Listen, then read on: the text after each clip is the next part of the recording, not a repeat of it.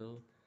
Berikut saya beri penjelasan kembali tentang materi selanjutnya, yaitu masih di dalam topik perakitan, pengujian, dan evaluasi produk bagian kedua, khusus untuk program kalian multimedia. Kita lanjutkan dari slide yang terdahulu. Yang sekarang adalah bagian keempat, desain untuk perakitan. Desain untuk perakitan produk barang ataupun disebut dengan design for manufacturability adalah desain produk untuk semua aspek dari proses manufaktur dalam rangka mengoptimalkan kemampuan manufaktur dari desain awal. Tujuannya adalah untuk meningkatkan mutu produk, mengurangi biaya produk, mengurangi waktu yang dibutuhkan untuk mengembangkan produk. Biaya produk yang dipertimbangkan yaitu biaya komponen yang dikeluarkan, biaya perakitan, dan biaya terduga. Artinya di sini adalah produk-produk tersebut semua adalah dioptimalkan kemampuannya sesuai dengan proses manufaktur. Artinya ini dari segi pabrikasi, ya. Tujuannya adalah meningkatkan mutu produk, mengurangi biaya produk, mengurangi biaya waktu yang dibutuhkan untuk mengembangkan produk yang sudah ada. Slide selanjutnya adalah faktor-faktor yang mempengaruhi kegiatan perakitan. Satu, jenis bahan yang mengalami perakitan.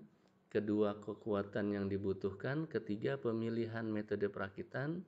Keempat, penggunaan alat bantu. Kelima, toleransi, bentuk atau tampilan, ergonomis, dengan finishing. Kita bahas satu persatu. Pertama, jenis bahan. Jenis bahan perlu diketahui bagaimana sifat atau karakteristik untuk mempermudah melakukan proses penyambungan. Karena ini adalah dalam hal manufaktur, ya. Kalau manufaktur kita harus tahu dulu bahannya terbuat dari apa, sehingga kita dalam proses penyambungannya bisa lebih efisien. Yang kedua adalah kekuatan yang dibutuhkan. Pertimbangkan kekuatan ini didasarkan pada tingkat kekuatan barang. Hal ini untuk membantu proses kerja yang sesuai agar barang tidak mudah rusak. Yang selanjutnya adalah pemilihan metode perakitan. Harus dipilih metode perakitannya agar lebih sesuai dengan antara kekuatan dengan yang dibutuhkan. Artinya, untuk menjaga barang tidak mudah rusak karena metode perakitannya kurang sesuai. Artinya kalau memang barang tersebut barang yang mudah atau rentan pecah atau rentan patah, maka perakitannya harus dengan tingkat kehati-hatian yang cukup tinggi, ya, sehingga jangan sampai banyak sekali produk yang gagal. Toleransi. Dalam perakitan, toleransi harus dipertimbangkan untuk mengganti sebuah komponen dengan komponen yang lainnya. Artinya kita punya tingkat toleransi sekian persen. Kalau misalkan satu komponen ada yang tergores, kita punya toleransinya, apakah itu harus diganti atau tidak. Kalau memang harus diganti, harus segera diganti dengan tujuan agar kualitas dari produksi tetap terjaga. Selanjutnya adalah bentuk atau tampilan. Bentuk atau tampilan sangat mempengaruhi nilai jual produk. Oleh karena itu, desain awal harus dilakukan sebaik mungkin dengan mempertimbangkan masukan-masukan konsumen. Jadi, konsumen harus didengar juga masukan-masukannya sehingga bisa mempengaruhi dari tampilan produk yang akan kita buat. Ya, lanjutnya adalah ergonomis.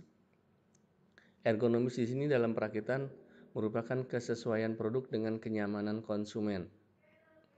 Lanjutnya finishing, merupakan bagian penting karena menambah nilai tambah dan dari segi tampilan.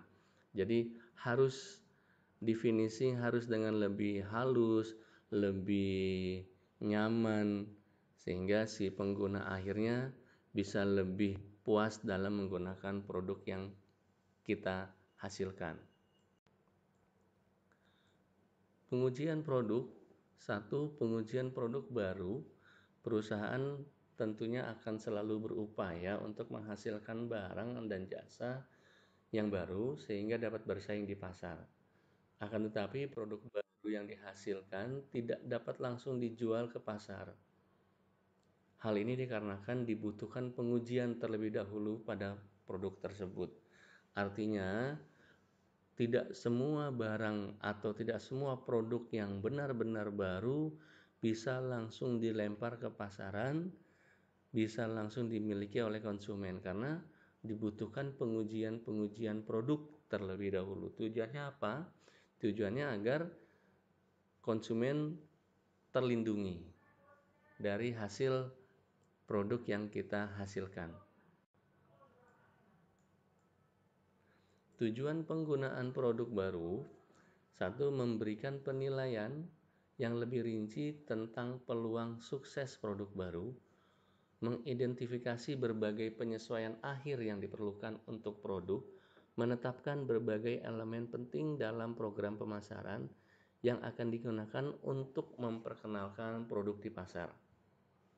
Ya, di sini diberikan contoh adalah sebuah laptop yang telah selesai diproduksi harus menjalani tes kestabilan selama 12 jam dengan berbagai program, keyboard, tes kebisingan, tes suaranya, tes tekanan pada layar, engsel pada laptopnya, dan lain-lain.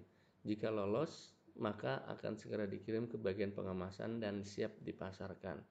Artinya, apabila ada salah satu laptop yang tidak kuat atau juga pada tes tekanan layar ternyata layarnya pecah, ya, nah itu tidak bisa dikirim kepada bagian pengemasan. Ini harus dilakukan lagi, produk gagal, ya, harus diulang lagi, harus diproduksi lagi menjadi produk yang lebih baru lagi. Produk yang gagal tadi ya dihancurkan, tidak boleh dimanufaktur lagi, harus dihancurkan, ya, dan dibuat laporannya. Karena kalau tidak dihancurkan, dikhawatirkan ada karyawan yang ambil laptop tersebut karena dianggapnya adalah produk gagal. Jadi walaupun produk gagal tidak boleh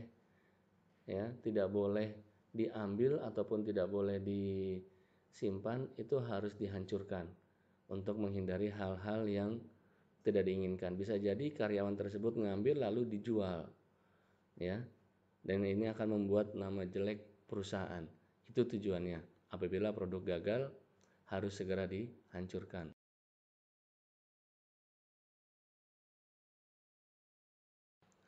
Baik, selanjutnya adalah kegiatan dalam pengujian produk baru. Ada 4 langkahnya.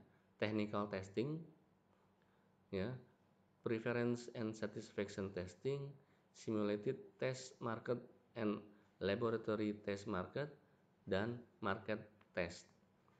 Atau pengujian teknis yang pertama.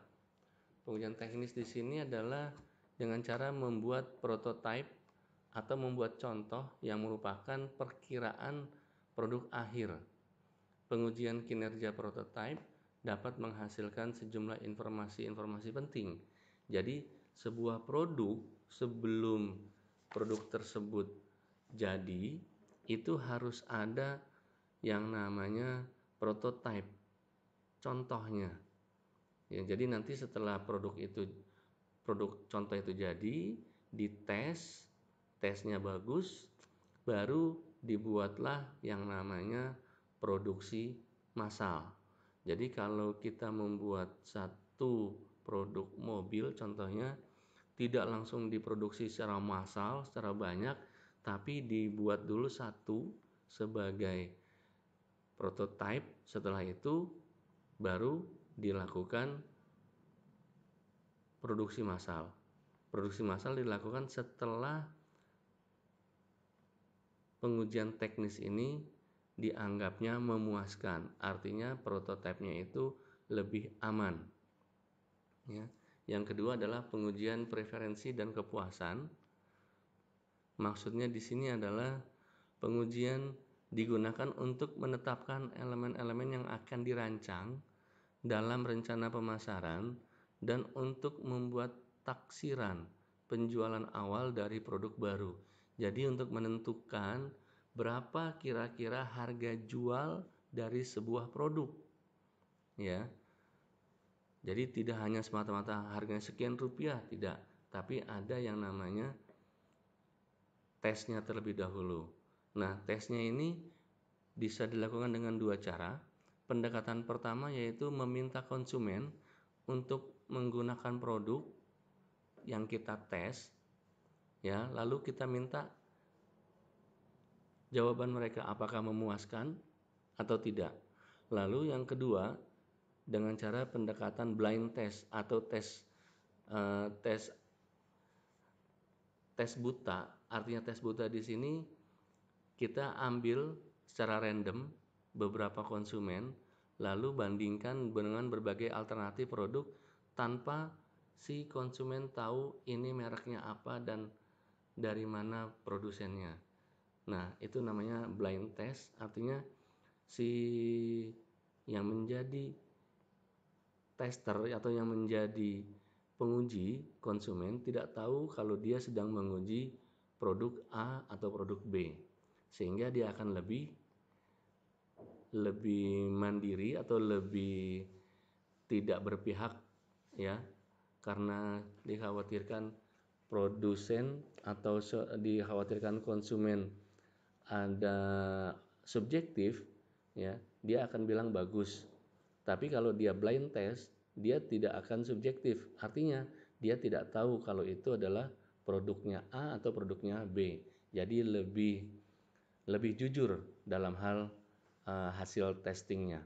Yang ketiga adalah simulated test market atau laboratory test market. Artinya di sini di riset pemasaran dirancang untuk memberikan gambaran yang cepat dan murah mengenai pangsa pasar yang dapat diharapkan dari produk baru.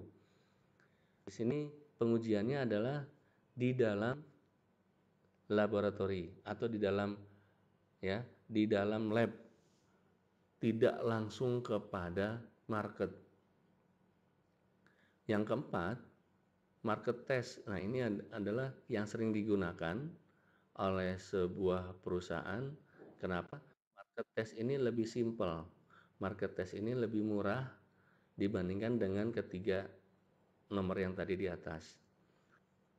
Produsen hanya membawa beberapa buah hasil produk, lalu dites ke dalam pasar, diberikanlah kepada para konsumen yang sedang berada di satu lokasi, lalu mereka ditanya satu persatu. Ini lebih simpel, ini lebih murah, sehingga banyak sekali produsen-produsen yang lebih menggunakan metode market test, ya. Tapi hasilnya bisa jadi bagus dan juga tidak bagus. Artinya tidak bagus kalau dia tidak jujur dalam memberikan hasil tesnya, itu produsen akan rugi. Kenapa? Karena si konsumennya tidak objektif, dia melakukan subjektifnya.